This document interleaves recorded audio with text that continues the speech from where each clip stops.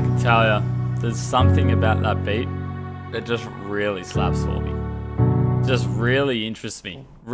Guys, I hope you enjoyed that little video. Something a little bit different, something a little bit quick to teach you how I look at GDP. I'm going to be doing a video like that for pretty much all of the important macroeconomics in the US dollar, euro, Great British pound, Aussie dollar, you name it. We're going to be covering all of those. So I hope that did pique your interest a little bit. Let me know what you thought. We are back live. I'm back here now for an episode of email exchanges, right? We've got a little bit we want to get through. A couple of questions came through while we're in our live trading session earlier today, and I'm really excited to get through some of these. I know a lot of you have been sending emails, some of them that I'm not able to actually share on the show because they're quite personal. But remember, if you do want to send me an email and have your question answered here live on TradeDelicious, send an email to ee@tradedelicious.com. It's in the description, ee@tradedelicious.com. And I'll answer those emails when I get a chance to. But without further ado, let's dive into some of these questions. If you have any questions for me along the track of this episode, feel free to just ask them. I'll do my best to answer them. We are live here. So if you have any follow-on questions from some of these guys' questions, feel free to just send them out there, and let's pick my brain for the next half an hour, shall we? Let's get in. Let's go ahead and pull it up. We got a first. I was reading Gareth and said first. We got our first question from Gareth, and he's asked me, how do you stay informed about economic and political events that may impact the market? This can be quite tough to do, and it's not a simple answer, right? I can sit here and say FX calendar or economic calendar, but to be honest, that's probably just half the work. It's really tough to stay in the zone. It takes a lot of work, it takes a lot of reading, it takes a lot of effort to really grasp and stay in the zone. And if you get busy, caught up in technical trading, or for those of you that have other jobs as well, it can be tough to really stick within the whole political and economic events area. It's almost like a full-time job just trying to keep up with everything that happens out there, right? And there's a lot. You got to, especially if you're trading in currencies, you know, you've got 6 or 7 different economies in which you're trying to macro analyze, and these things are changing all the time. Interest rates to manufacturing indexes to whatever it might be, inflation. It can be tough to keep in there. Then you've got the occasional random press conference or statement that gets released, like the Bank of Japan have been doing recently. So the easiest way is to find a calendar which has all the beauty in currencies is majority of the economic data is scheduled way in advance. So you can see when these things are going to come out and the type of impact that they're going to have from that. So finding a calendar, a consistent calendar that you can have a look at, I recommend Forex Factory. That's what I use. That helps to stay in line with what's expected later on and easier to track that data. When it comes down to unexpected news, you can use things like Twitter. You can, Wall Street Journal, different services like this that can really keep you involved. The negative side of those is it's very heavy on the time-consuming side, right? You need to be able to read. When you do get a headline come through, you need to be able to understand what that headline's actually saying and how it's going to infiltrate the market. A lot of the time, I recommend just being reactive to news, let it come out and then just kind of sit back. You can search, Will, you're exactly right. You can search for high impact events.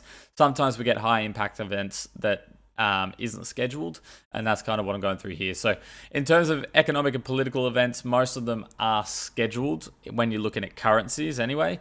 When it comes down to equities and stuff, you've got earnings and whatnot, that's all scheduled. So you can have a look at those schedules and just try and stick in line with there. The ones that aren't scheduled, the different news pieces that come out, and sometimes someone like the Wall Street Journal just doing a certain piece can move assets.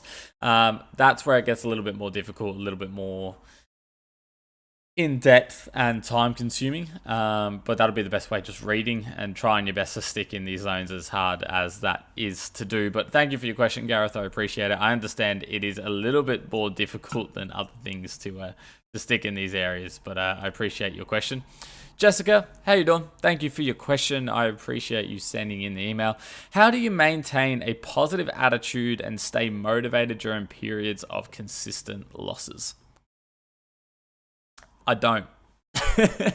I don't. No. Yeah, it's a tough question. Look, process, and this is something I explain to a lot of traders, especially who I've helped over the years, and people that come into the live streams and we have a chat, is focus on process. Everything you do, it needs to be highlighted on how your process is working. You know, how do you actually understand different things that we're doing? How's your market? Sorry, I'm getting lost in my words here. Instead of focusing on P&L or performance, right, which is important, don't get me wrong, it's important to focus on performance. But instead of really highlighting that, focus on process. Analyze yourself on how well you took the positions, how well you manage the positions, regardless whether they win or lose. Understand whether the problem is yourself or your strategy, right? And you can understand that through data analytics, right? Actually making sure you're journaling correctly and running through along those lines. So maintaining a positive attitude can be a little bit easier, while you will take a bit of a punch, and your self-confidence may drop a little bit as you do go through periods of consistent losses. If you're aware that you're doing everything that you should be doing in line with your trading plan, in line with your strategy, it's just one of those drawdowns that the market's going to deliver, you'll be able to pull the trigger a little bit more sincerely, and be able to trade your way out of those consistent losses because you know you're doing everything right. The issue is when no one's journaling, or you're journaling not the right way, and you're instantly blaming how the market plays out on yourself. And then it will hit your self-confidence, then your positive attitude will drop, you'll lose motivation, you'll go to the next guru who wants to sell you how he trades, and you'll just jump in that spiral, right? That vicious circle of strategy jumping. So to maintain positive attitude is to really understand what it is you're doing and how well you're doing that as a trader is really important. I recommend doing that and sticking in there. It's always going to be bad. Consistent losses suck. There's no easy way around it, especially if it's during high pressure times or while you're surrounded by people or other people succeeding. It definitely can suck, but it's part of trading. We all go through it. A couple months ago, a little bit more than a couple months ago, I went through a 2-month drawdown. So we cop it, but as long as you know you're doing the process right, as long as you know you're taking the trades you're supposed to be taking, you manage them in the way that you should be managing them, and the market's just not delivering for your strategy in the near future, you will have a little bit more confidence in pulling the trigger. But great question, Jessica. Thank you. Let's have a flick through. What have we got? Terodoro. Apologies for the delay in answering this, Terodoro. I know you sent this last week. I couldn't get it in time for the previous episode, so I've chucked it in this one. A couple of questions in this one, but it's okay. I'm more than willing.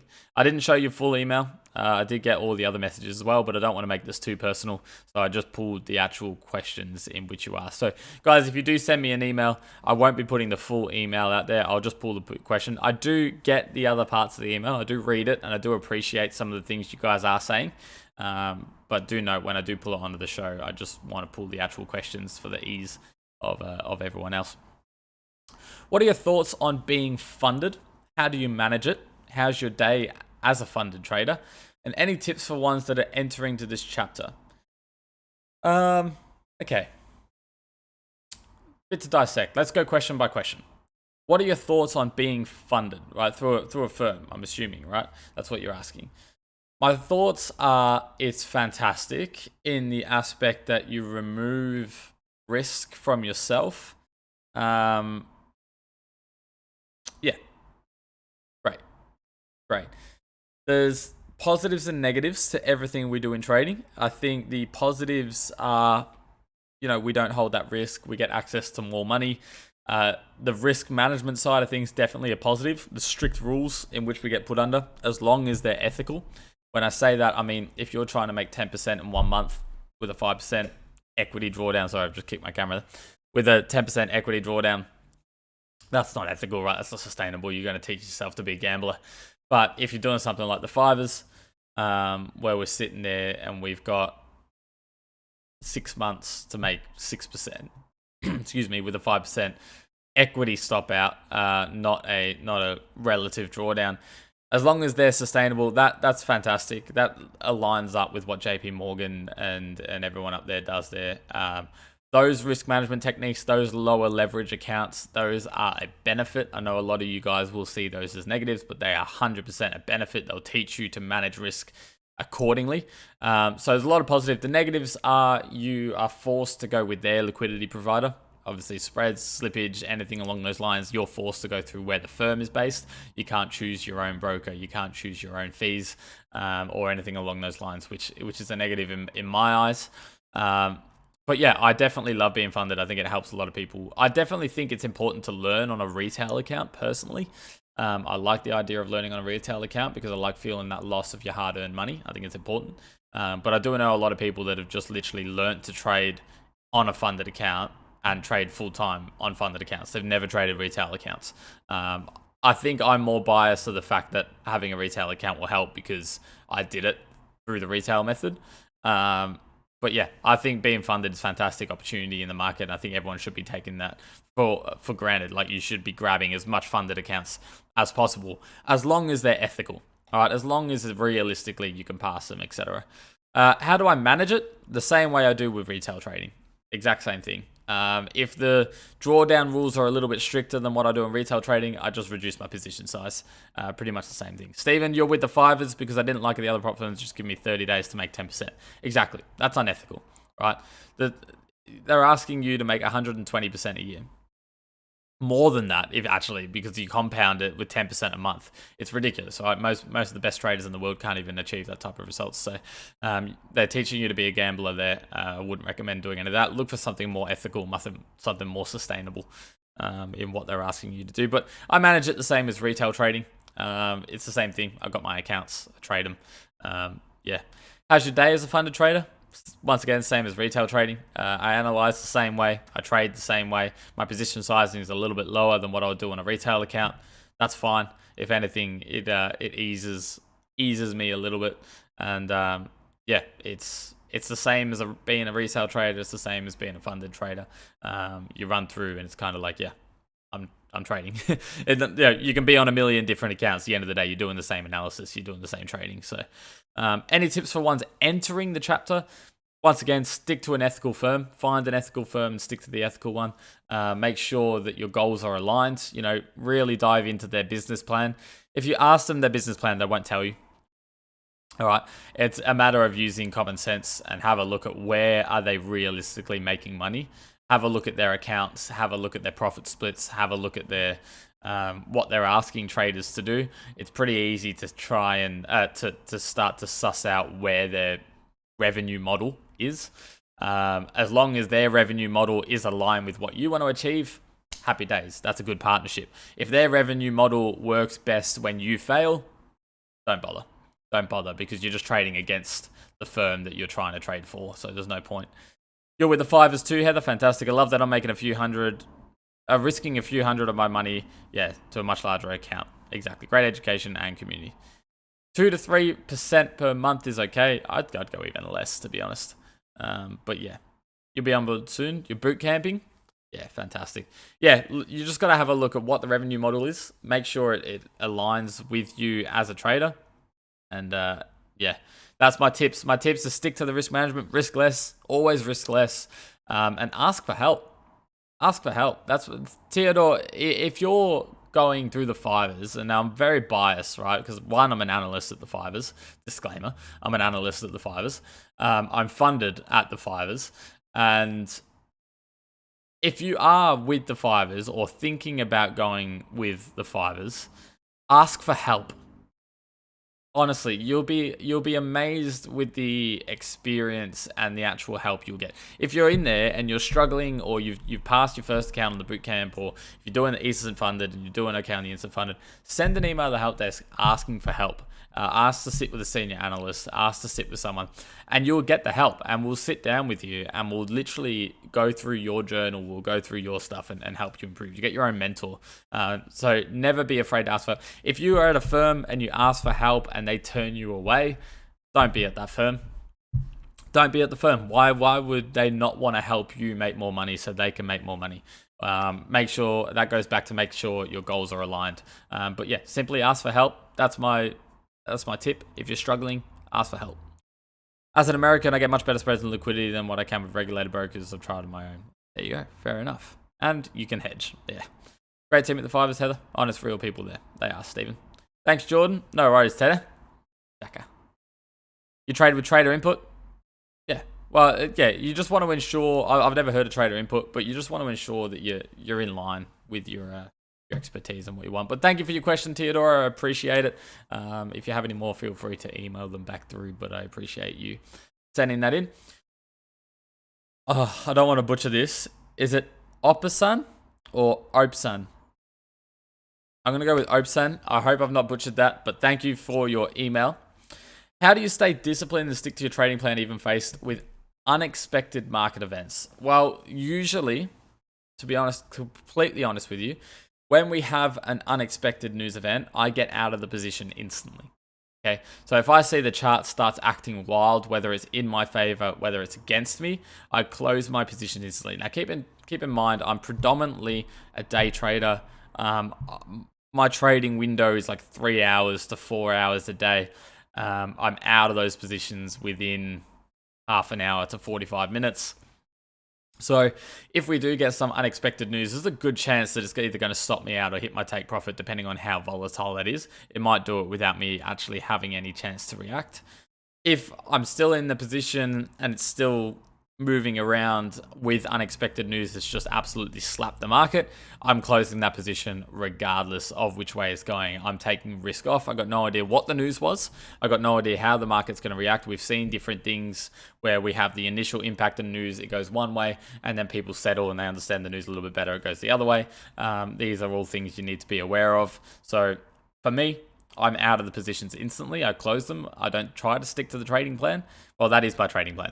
Unexpected news, getting extreme volatility in the market, and I still have a trade, I'm closing it. I'm reducing my risk. I'm reducing my exposure to whatever that event may be. It may take me 3 to 4 minutes to actually figure out what that event is and what it means. Maybe even longer to figure out what it means. It could take me 10 minutes. So I don't want to be exposed to a volatile market while we're moving crazily while I have a position. So discipline, it literally just comes into bang, close. I'm out. And that's that. Okay. Fantastic, Scott. But yeah, Opesan, out of the market. That's how I stay disciplined and stick to the plan. I get out of the market instantly. And that's that. I don't really have much more to go on that. It's if you're doing it to where we have expected news, then you can manage it a little bit more accordingly. You can get an idea of what the impact's going to be and maybe even have a bias on where we're going to go. You can look to potentially hedge, etc. But unexpected news moves the market a lot. And I'm, for one, do not want to be exposed to the market when we do get this news come through. But I appreciate your question. I hope I didn't butcher your name too bad. And thank you for your question. I look forward to another one from you. Paul, I almost called you Paulie. I won't lie. I almost called you Paulie there. But Paul, thank you for your question. Thank you for sending the email. Guys, remember, if you do want to send me an email, ee@TradeDelicious.com. ee@TradeDelicious.com, and your question will be in next week's episode of of Email Exchanges. Do you use algorithmic trading and automation in your trading process? No. Right now, I don't. I used to when my strategy was a little bit more thorough. Thorough is not the word I'm looking for. A little bit more mechanical. I used to. I definitely could find a way to bring more algorithmic expectations and alerts into the market. And it's something we may explore with Chat GPT, and building some EAs and AI, etc. in the market. For my current trading strategy, it's very difficult to code. Because I don't have set parameters, and it's a lot on gut feel. It's a lot on getting an understanding of what the market's already done, what I can expect from the market, the time of day, etc.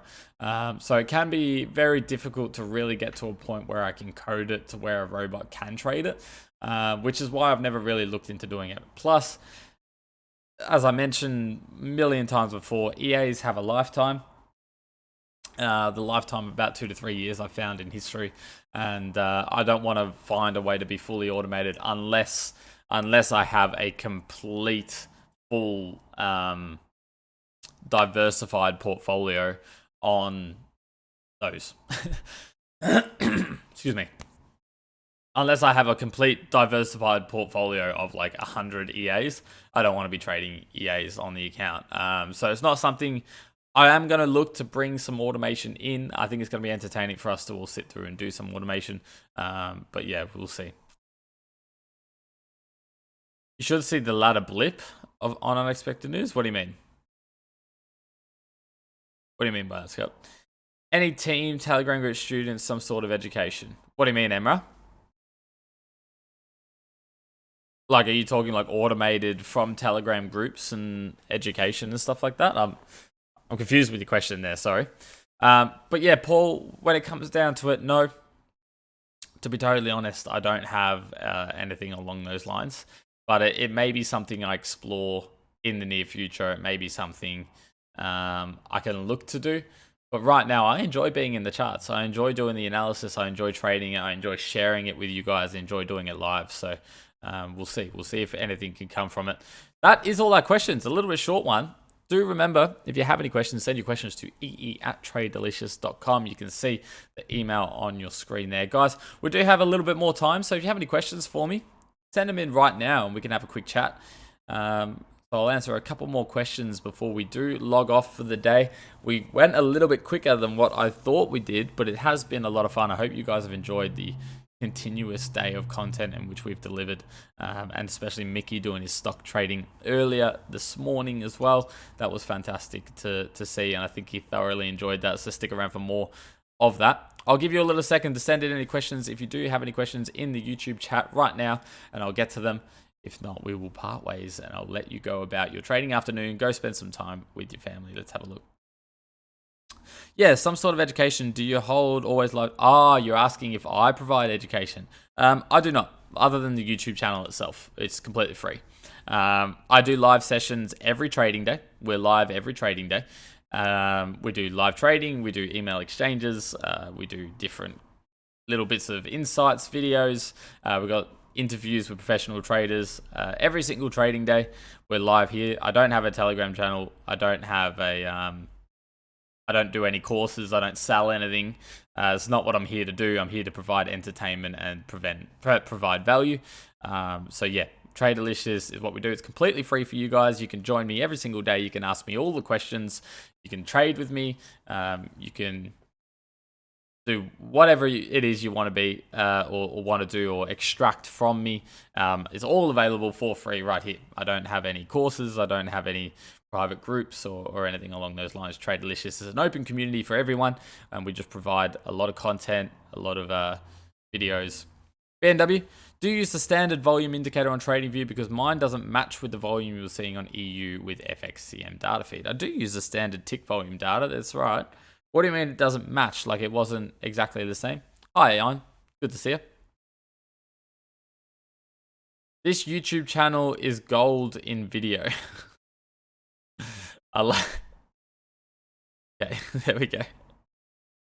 Yeah, I just used the standard volume, so I'm surprised that wouldn't have been matching up. We'll have to double check that in the next live trading room for your BMW, and we'll have a look at what volume you're using and what volume I'm using. I chuck it in the bottom data feed, so I put it in its own little window down there, but it will be the same volume all from there. So we'll have a look at what's going on there.